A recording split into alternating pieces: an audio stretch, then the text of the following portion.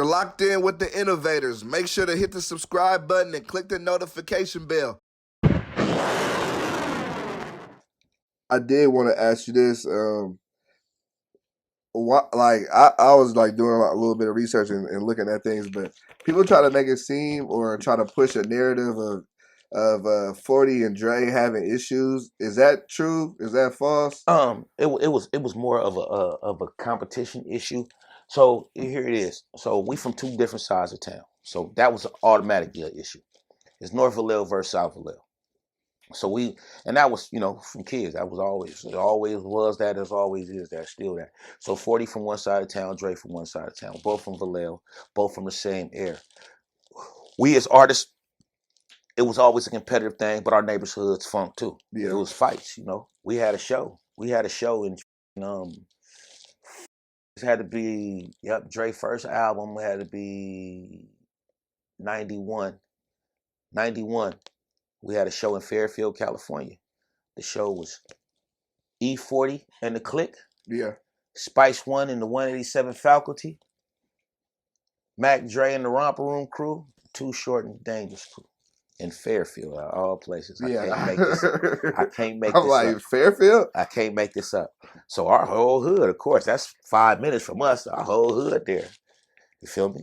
40 whole hood there. Spice there. Short there. We all in Fairfield. Show kick off. Spice perform first. Boom, boom, boom. He get his thing off.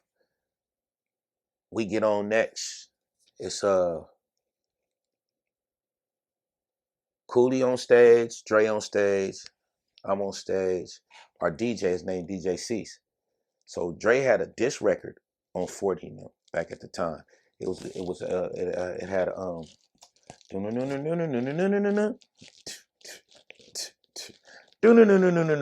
that old school, what's the name beat?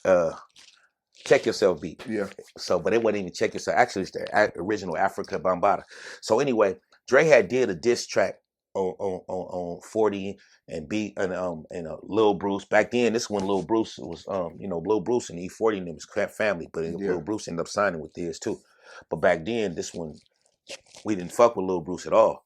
So our DJ, he put on the instrumental to the diss track. It wasn't even the diss track, it was just like the beat. Yeah. And our side started singing the song, the actual song. Yeah. Which was a diss song.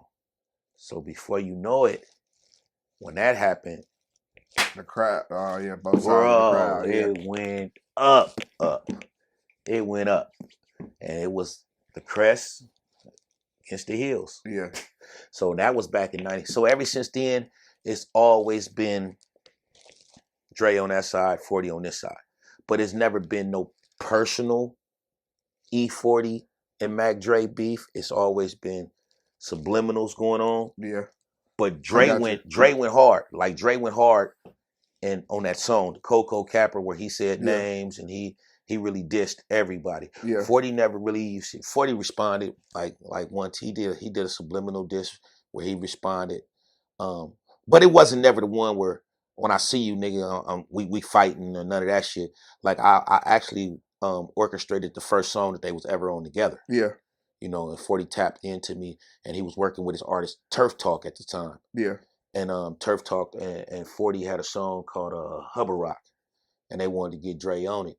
So I put that together and Dre was on that song with him. That was the very first song that Dre and 40 was ever collabed on. Yeah. And that was at a point in time where they both was, we bosses now. We ain't tripping on the small shit. And, you feel me? To the side. Yeah. This was after our prison time. And, like I said, this shit was way back before Dre was known like that. Before he even was on. Like the diss track came out before Too Hard for the fucking Radio. Oh, okay. I got you. That so was like this was street shit. Yeah. So that's why so it was definitely always a competition. No, I mean, that's understandable, both from different sides. Like,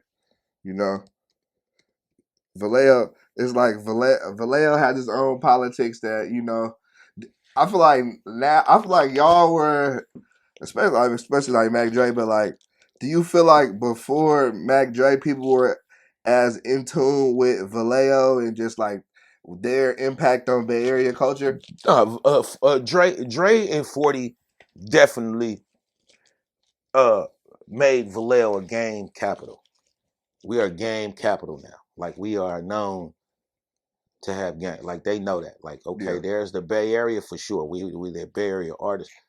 But these two with these slick ass mouths over here, them niggas from Vallejo.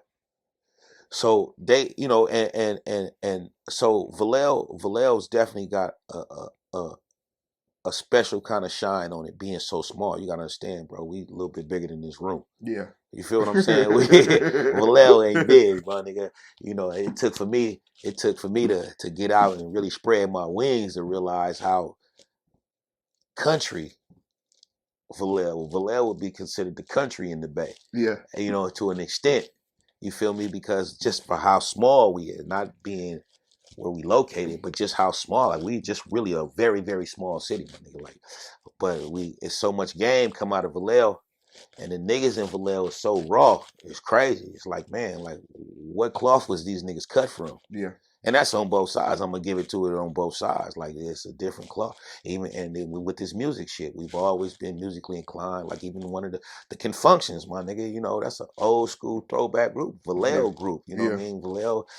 Some of the slickest peas in the game that ever got at a bitch out their mouth, man. The Rosebuds and all them Vallejo.